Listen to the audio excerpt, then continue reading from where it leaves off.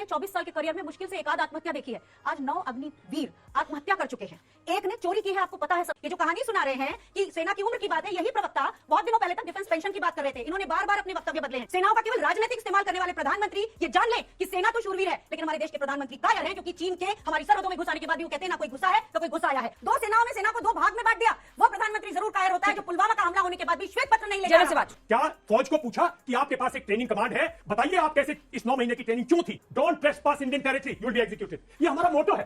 फौज सिर्फ 4 साल के जवानों से नहीं लड़ती, फौज में लड़ाई जैसे भी लगता है, प्लेटून कमांडर आगे बढ़ता है, उसकी उम्र 37 साल है, 40 साल है। हवलदार है, उसकी उम्र 32-33 साल है। सिर्फ एक जवान के मुद्दे को लेकर कह रहे हो एज कम हो जाएगी, गुमराह मत कीजिए, ये गुमराह है। इससे सिर्फ नुकसान। विपक्ष कैसे दावा कर सकता है कि अग्निवीर योजना एक कुर्सी बचाओ योजना है? मालिक वो देखो। नमस्कार, आप देख रहे हैं हल्ला बोल, आपके साथ मैं हूं अंजना। कि विपक्ष अगर खामियां अग्निवीर स्कीम की बता रहा है कि ये गलत है उसमें या ये गलत है, तो आप कैसे कह रहे हैं कि वो झूठ बोल रहे हैं, भ्रम फैला रहे हैं? कौन सा भ्रम फैला रहा है विपक्ष? तो नहीं भूलना चाहिए कि हम उस भारतीय सेना की बात कर रहे हैं जिसका एक ही मोटो है, न मृत्यु से भय, न जीवन से प्रीत, वीरता या वीर गति, यही है भारतीय सेना का प्रतीक। उस भारतीय सेना पे अग्निवीर योजना ये कोई आज हम लेके आए? पहले तो ये बोलते रहे कि मोदी जी के पिटारे से निकला, डिफेंस मिनिस्ट्री को पता नहीं था, मोदी जी लेके आ गए। यहां पे तो हमारे दो डिफेंस एक्सपर्ट हैं। 1977 जनरल रैना, सबसे पहले उन्होंने ये कमेंट लिखा था कि भारतीय सेना में मूल सुधारों की आवश्यकता है, लेकिन यहां पे समस्या संख्या नहीं, यहां पे समस्या आयु है। 77 से यह बात चल रही थी कि करना चाहिए। 1989 में भारतीय सेना में सहमति बन चुकी थी कि नहीं, हमें एवरेज उम्र सेना की घटानी है, लेकिन लटकाना, अटकाना, भटकाना चलते रहा। कारगिल युद्ध हुआ, कारगिल युद्ध समीक्षा की गई, उसकी बाकायदा कोर टीम बनाएगी। कारगिल युद्ध समीक्षा में कहा गया कि नहीं, सीडीएस का ही पद करना चाहिए, हमें अपनी आर्मी को जवान रखना है, हमें एवरेज उम्र घटानी है।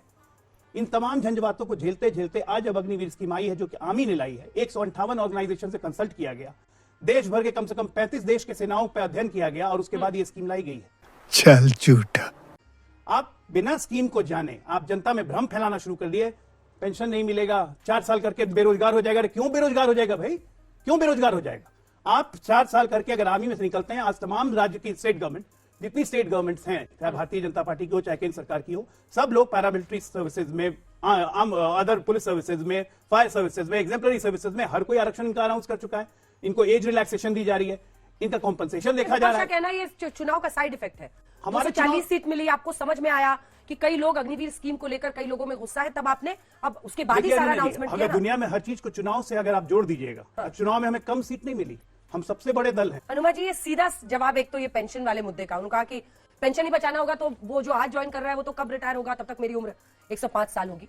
कोई सेंस है इस बात की? युवा आर्मी को लेकर, क्योंकि अमेरिका हो, यूके हो, फ्रांस हो, इजराइल हो, एवरेज एज 26 से 27, हमारा 32। अब वो कह रहे हैं अग्निवीर स्कीम के बाद एक एवरेज एज हमारी फौज की आने वाले दिनों में घटकर 26 हो जाएगी। अभी पॉलिटिक्स तो है नहीं, यहाँ पर 50, 55, 60 को भी युवा नेता कहा जाता है, तो यहाँ पर तो हम सरहद पे उन्हें भेजते हैं लड़ने के लिए।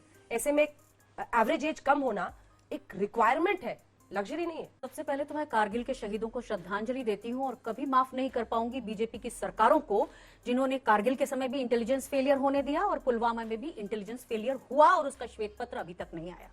दूसरी चीज ये कि हमारे यहाँ कहते हैं वंस अ फौजी ऑलवेज अ फौजी, तो अगर मैं कांग्रेस की प्रवक्ता भी हूं, लेकिन मुद्दा चूंकि फौज का है, तो मेरे 24 साल की जो सर्विस है, कमीशन सर्विस, मैं उसके आधार पर बात करती हूं।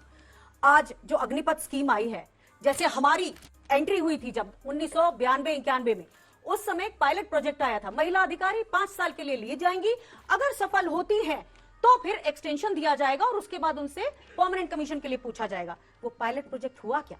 हमारी सेना में हर बार एक पायलट प्रोजेक्ट के बगैर कोई स्कीम लॉन्च नहीं की जाती।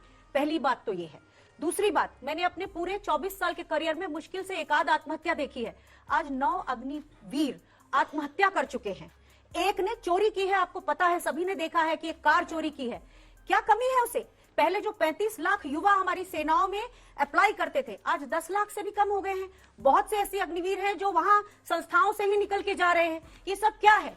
और जितने भी लोग इसका समर्थन भी कर रहे हैं हमारे फौज के, मुश्किल से 10% है, वो भी कहते हैं पैबंद लगा दीजिए, अगर आप ऐसा कर देंगे तो अच्छा हो जाएगा, वैसा कर देंगे तो अच्छा होगा। आज प्रधानमंत्री जी ने इतने झूठ बोले, 24 साल की सर्विस के बाद आज मुझे OROP का अधिकार नहीं है, कोई एक उन्होंने फ्लूक डेट पर एक बोल दिया कि आज जुलाई 2014 के बाद सब किसी को आरोपी नहीं मिलेगा, तो नहीं ना मिला है।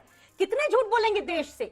और दुखद बात यह है कि सेना के जनरल्स को जबरदस्ती, क्योंकि जनरल मनोज नरवाणे ने बहुत साफ कहा कि अग्निपथ जैसी स्कीम की तो हमने कल्पना भी नहीं की थी, हम तो टूर ऑफ ड्यूटी कर रहे थे।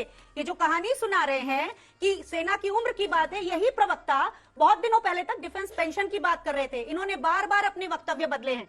और चूंकि मैं सेनाओं से आती हूं, अभी मेरी एक एयर मार्शल साहब से बात हुई जो कि सिटिंग एयर मार्शल है। उन्होंने कहा हमें समझ ही नहीं आ रहा है हम इनका क्या करें।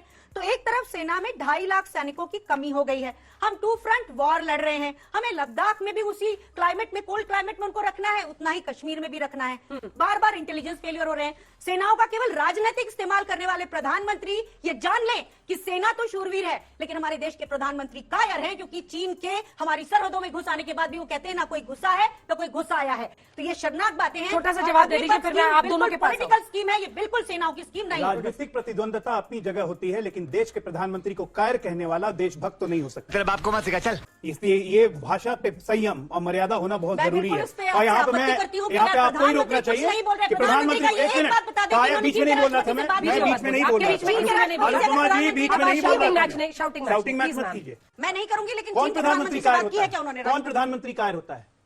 जब युद्ध हो जाए और अपनी एयरफोर्स को अटैक करने से रोक दे, वो प्रधानमंत्री कायर होता है? चीनी फौज को जो खाना खिलाए 1952 में, वो प्रधानमंत्री कायर होता है? या पाकिस्तान में घुस के मारे, वो प्रधानमंत्री कायर होता है? कौन होता है कायर? जरा कायर की डेफिनेशन बताएं। कायर है, आपकी औकात क्या है भाई बोलने की? तुम्हें शर्म है? कुछ शर्म आया है? 15 साल हो गए, 11 साल हो गए, 99 में टिके हो, 100 तक अखबार नहीं किए, कायर बोल रहे हैं। अनुमा जी, मैं पहली चीज तो ये कहना चाहती हूँ कि 1962 का जो युद्ध हारे थे हम, हमारे रडार्स की क्यों क्षमता नहीं केवल एयरफोर्स 16 का अलाउ किया किलोमीटर अटैक करने थी। को? हमारे पास उतने बड़ी वीरता एयरक्राफ्ट थी। नहीं थे, लेकिन हम लड़के हारे थे। हमने इस तरह से, वो प्रधानमंत्री कायर होता है जो अंदर घुसे हुए चीन को कहता है ना कोई घुसा है ना घुस आया है।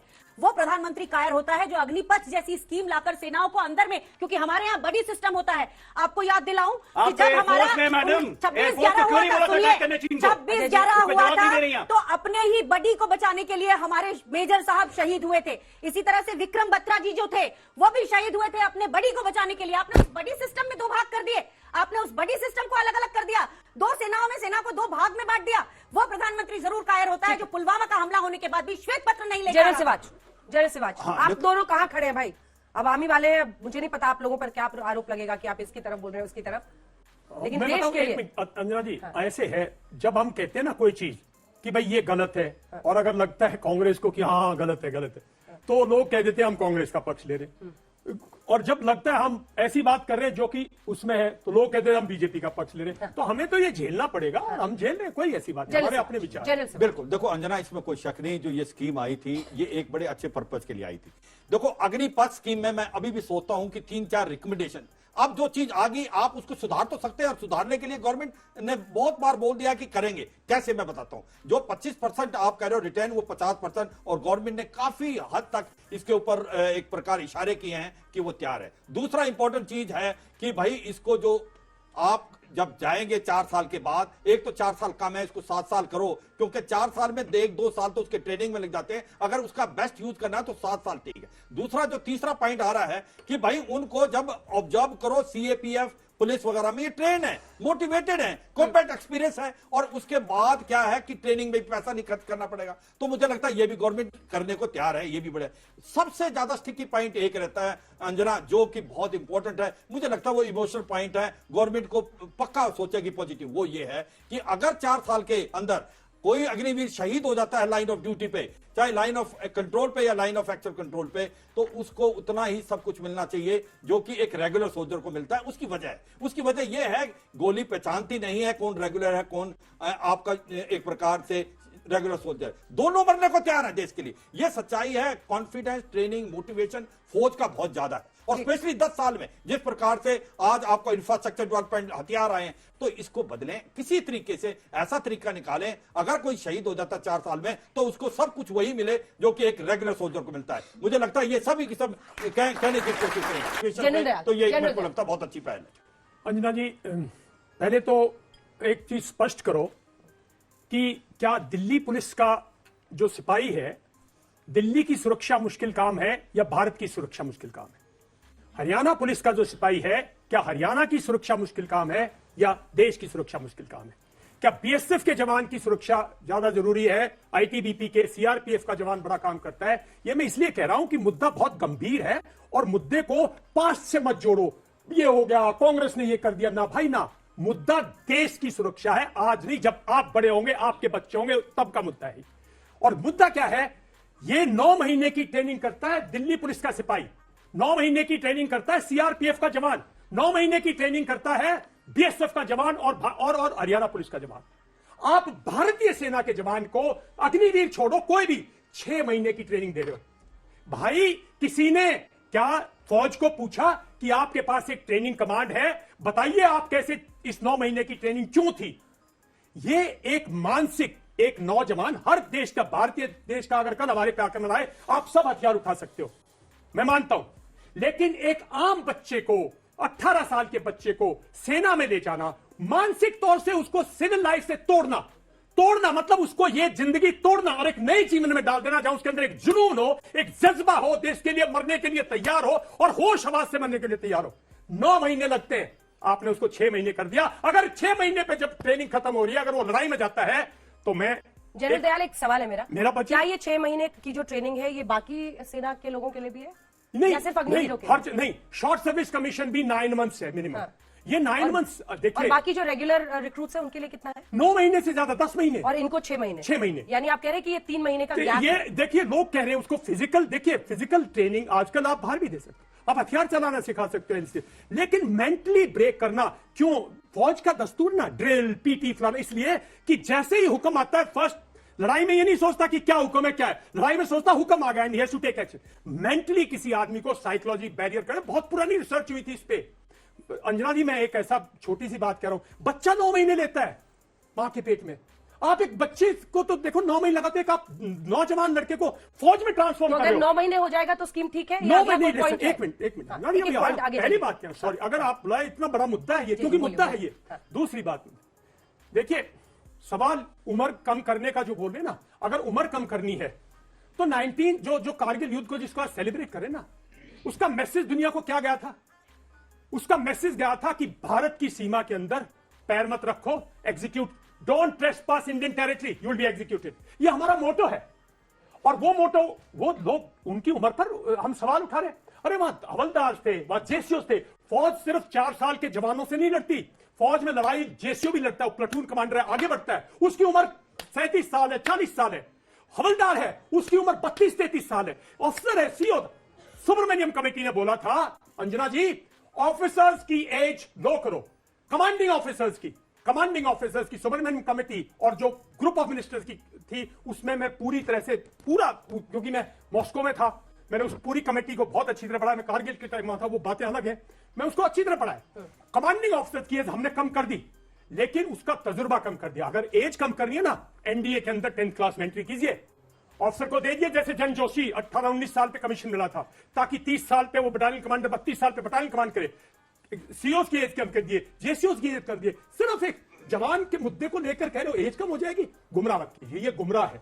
इससे सिर्फ नुकसान ये होगा कि जो सिस्टम है ना फौज का। और तीसरी बात, इस भारतीय सेना का सबसे मजबूत अंक क्या है? उसका जवान, उसकी इनडोमिटेबल स्पिरिट, उसकी कैपेबिलिटी टू सैक्रिफाइस, लड़ाई लड़ने का जज्बा उसका। आपने सबसे पहले रिफॉर्म करना है, उसी की वही चीज तोड़ दी। हम हथियारों से नहीं जीते 71 वॉर, कारगिल वॉर हथियारों से नहीं जीते, हमारे पास कुछ एम्युनिशंस भी नहीं थे, लेकिन हम जीते क्योंकि हमारे जवान में जज्बा था, हमारे अंदर जोश था, जुनून था, उसकी ट्रेनिंग थी। एक जो ये कह रहे ना, अभी कह रही थी कि भाई वो बड़ी सिस्टम था, हम उससे जीतते हैं। जो है, हम नाम नमक निशान पे लड़ते हैं भाई। उसको बनाने में पहले 9 महीने में ट्रेनिंग होती है, पहले 4-5 साल में जवान जो है वो ट्रेन्ड सोल्जर बनता है। ट्रेन्ड सोल्जर मतलब फिर वो एक्सीलेंट सोल्जर बनता है। हाँ। आप जिससे पहले वो एक्सीलेंस अचीव करे, आप लड़ाई की काबिलियत करे, आप उसको विड्रॉ करें। और उम्र तो से आपकी कम नजर में स्कीम खत्म कर देना चाहिए? बिल्कुल खत्म कर देनी चाहिए। मैं और बताऊं, देखिए ये झूठ पेंशन है। बचाने एक की मिनट, स्कीम है। देखिए मेरी बात सुनिए। देखिए एक मुद्दा क्या है, आप लोग हमारे में से बहुत लोग शहर से हैं, किसी के फादर के पास दुकान है, किसी के, मैं आप मुद्दे पे आता हूं, सामाजिक मुद्दा भी तो बोलना चाहिए ना। फौजी आदमी 10 साल से समाज में घूम रहा हूं, ये गांव का लड़का है, उसके पास उनके ना फादर के पास डिस्ट्रीब्यूशन सिस्टम है जो उम्रों तक चलेगा, ना फादर के पास टोयोटा का वो एक शोरूम है जो उम्र भर चलेगा, ना उसके पास दुकान है। ये फौज के आने का, फौज में आने का, बीएसएफ में आने का, पुलिस में आने का, जिसमें भी काट के हमें भेज रहे हो उसमें हमारा ही आदमी आ रहा है गांव से। मैं गांव से चला था, मैं 10 साल के, झूठ नहीं बोल रहा हूं, कुर्ते पजामे में चले थे, जिंदगी पूरी हो चुकी है। कोई किसी सियासत से नहीं लेना, किसी पॉलिटिक्स से लेना, देश से लेना। आप उस लड़के को एक अनस्टेबल करियर दे रहे हो, उसके अंदर से जुनून जाएगा, उसके माँ बाप की इज्जत होती है जो फौज में जाता है, उसकी अच्छी शादी होती है, उसको स्टेबल करियर मिलता है, उस स्टेबल में वो फखर लेता है, उस फखर से उसका परिवार चलता है, उसका परिवार ऐसे करके चलता है, अगले बेटे को भेजता। मेरे फादर 1965 में जब डेथ हुई, मेरा बड़ा ब्रदर 19 साल का था। लोग कहने लगे इनको हम यहाँ दिल्ली पुलिस में करते हैं, हरियाणा पुलिस में, बड़े बड़े पॉलिटिशियन आते हैं ना, जैसे हादसा होता है। मेरी माँ ने बोला फौज में जाएगा। 1971 वॉर में that young captain fought in war because passion होता है फैमिली में। जनरल दयाल ने कहा है, मैं चाहती हूँ उसका आप जवाब दें। ये जो इंस्टेबिलिटी का इशू है नहीं, कि 4 साल के बाद, मैं जनरल दयाल साहब पे ही, मैं जनरल दयाल साहब की ही बात कर रहा हूँ। इन्होंने तीन कहा कि बताए, आपने वही ये आइएगा स्कीम ले प्लीज। आई, आपने डाल दी। प्रधानमंत्री ने ये स्कीम लेके नहीं आए हैं। आज भी प्रधानमंत्री ने कहा मैंने कि सेना के प्रधानमंत्री का नाम नहीं लिया। मैंने नहीं लिया। आपने नहीं लिया, और मैं तो लेकिन- प्रधानमंत्री का नाम अरे लेने आपने में नाम नहीं नहीं लिया, लिया। सुनिए ना। Please don't interfere. Let him complete. One issue. अरे Prime आप- Minister is above anything. We are soldiers. अरे भाई एक Today minute, also we are soldiers. General साहब सुनिए तो For सही। us, मैं Prime Minister, we don't अरे talk मैं about आपके समझ पे There are आक्षेप advisors. There are people who मैं advise आपके and समझ he's पे doing आक्षेप national नहीं कर duty. रहा हूँ। मेरा ये कहना है 1977 से आर्मी में इस बात की मंथन हो रही थी कि ये हमें करना है। Countries अब एक मिनट, में ये जिन कॉन्फ्लिक्ट countries की है, बात ये करें। पॉइंट ऑफ कॉन्फ्लिक्ट है, क्योंकि जो सर्विंग आर्मी ऑफिसर्स हैं उनके भी निर्देशिता में एक कमेटी गठित होकर ये तय कर रही है कि ये काम हमें करना है। 77 से ये विचार चल रहा है और आज जनरल दयाल कह रहे हैं ये सीट गलत है। तो ये तो अब आप जो सर्विंग ऑफिसर रहेगा, जो फील्ड में सर्व कर रहा है, आप रिटायर हो वर्मा जी चुके के पास हैं। ये पॉइंट ऑफ कॉन्फ्लिक्ट है ना, No उसके लिए पूरे conflict. आर्मी पे सवाल उठाना कहीं से उचित नहीं है। नो कॉन्फ्लिक्ट 77 से नहीं 75 से बहुत दिन से थी। ऑफिसर्स की तो क्यों थी? उसी वक्त मना कर रहे थे कि नहीं करना था। एक सर बोलने दीजिए ना सर। भारत में एक डिप्टी कमिश्नर 25-26 साल का लड़का बन जाता है, उसको आप कर्नल लेफ्टिनेंट कर्नल के पे स्केल में डालते हो। मुद्दा वो था कि हम लोग किस तरह से अपने आर्मी कमांडर्स को, डिवीजन कमांडर्स को, कोर कमांडर्स को यंग एज पे लाएं ताकि हमें भी वो बेनिफिट्स मिले। जो पे स्केल तो ऐसे बना हुआ ना कि मेरा पे तो उतना ही जाएगा ना। अनफॉर्चुनेट चीजें उनको गलत कोट कर रहे पहली हैं। चीज तो मैं इस अंजना, बात इसके का बाद। आपको प्रमाण दे दूं, मध्य प्रदेश से हूं। 2022 से ये केस लड़ा जा रहा है कि जो हमारे पूर्व सैनिक होते थे उनको 10% का आरक्षण था, पुलिस में नहीं दिया है। हम जबलपुर में कोर्ट में केस लड़ रहे हैं। तो ये जो इस तरह की लफाजियां हो रही है ना, इसके ऊपर यकीन नहीं करिए। दूसरी चीज, मेरे देश का लोकतंत्र मुझे ये इजाजत देता है कि अगर मेरी सेना मेरे लिए, मेरा देश मेरे लिए प्रधानमंत्री से आगे है, क्योंकि मैंने 24 साल इसी के लिए वर्दी पहनी है। अगर मेरे देश का प्रधानमंत्री चीन के राष्ट्रपति से आज तक एक बार भी बात नहीं कर पाया है तो मुझे उसे कायर कहने का हक है। और मेरे देश के इसी प्रधानमंत्री ने मर्यादाएं तोड़ी हैं। पंडित नेहरू के बारे में अनाप शनाप चीजें फैलाकर उनकी जो बेइज्जती की है, उसके बाद उन्होंने सारी मर्यादाएं तोड़ दी हैं। और एक आखिरी बात ये बोलना चाहती हूं कि जब आपकी तालियां बजे ना, तो ये ध्यान रखिएगा कि 9 अग्निवीरों ने आत्महत्या की है, एक ने चोरी की है।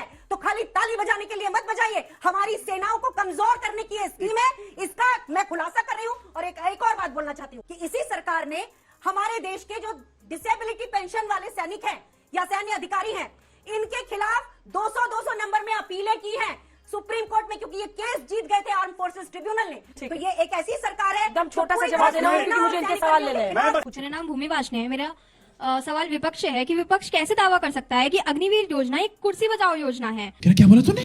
कुर्सी बचाओ योजना है, जबकि ये एक राष्ट्रीय सुरक्षा का मजबूत करने के लिए उद्देश्य है। ठीक है, ओके, किसी ने भेजा है? आपने खुद ही लिखा था, खुद ही लिखा था। क्योंकि तेरा काम हो गया, तू जा। ये सवाल थोड़ा सा राष्ट्रीय सुरक्षा से जुड़ा हुआ मुद्दा, और आज प्रधानमंत्री ने भी इस पर कहा है कि बात राष्ट्रीय सुरक्षा का है। उसमें भी तू मैं, पीएम कायर है, चीन से बात नहीं करता है, ये है वो है। क्या जब सेना की बात हो, सेना की बात हो, हम अपनी स्कीम को कैसे बेटर करें, अगर इस पर फोकस होगा? इंटेलिजेंस फेलियर का प्रमाण आप सभी ने देखा है। पिछले 2 महीनों में 35 से ज्यादा हमारे सैनिक या तो शहीद हुए या घायल हुए, उन पर आतंकवादी हमले हुए। क्या ये प्रमाण नहीं है? एक प्रमाण है। दूसरी चीज, ये तो साफ साफ प्रमाण है। दूसरी चीज, हिटलर ने एक साल शुद्ध आर्मी बनाई थी, एसएस आर्मी, उसमें इसी तरह के लोगों को रखा हुआ था। और इसी के तरह से एक इजराइल की आर्मी है, और एक किताब है इजराइल की, स्टार्टअप नेशन। क्योंकि हम डेड आर्मी नहीं है, हम डायनेमिक आर्मी है। हम हमेशा प्रयोग करते हैं, जैसे हमारा महिला अधिकारियों का आना भी एक प्रयोग ही था। तो इसीलिए वो उसी पैटर्न में, इजराइल के पैटर्न में, उस किताब के जरिए उन्होंने वो बनाई, स्कीम उसी पर बनी है।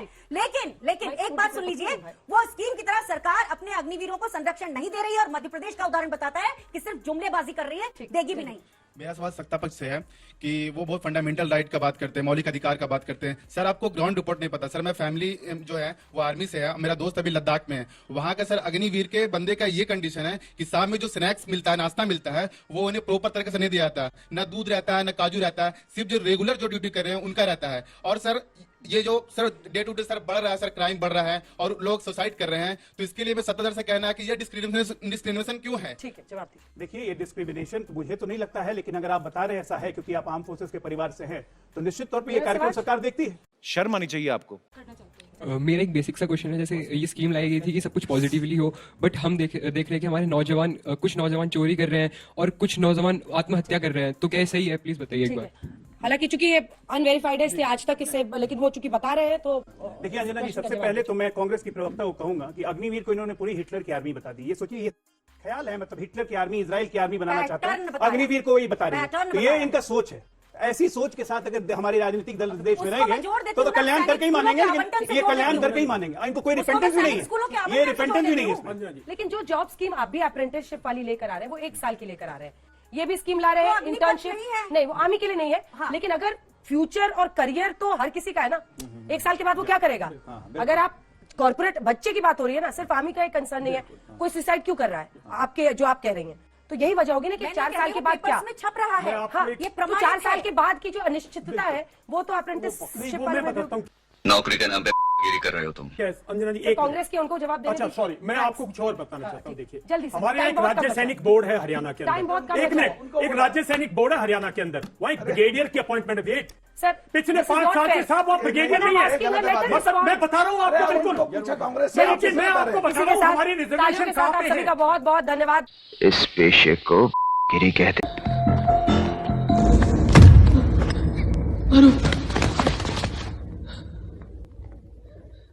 क्या हुआ? कुछ मुंह में घुसेड़ा, उसके बाद गले को उधेड़ के नाक से बाहर निकाला, उसके बाद मेरी बत्ती गुल हो गई। अब बताइए मैं क्या करूंगा? एक बहुत सिंपल सी टिप आपके साथ शेयर करती हूँ। अपने हाथ को इस तरीके से रखिए। If you look at this from your side, आपका लेफ्ट हैंड आपको बी के जैसे दिखेगा और राइट हैंड आपको डी के जैसे दिखेगा। B and D. बी फॉर थोड़ी मदद रखिए। वे मैं थो तेरा मन पर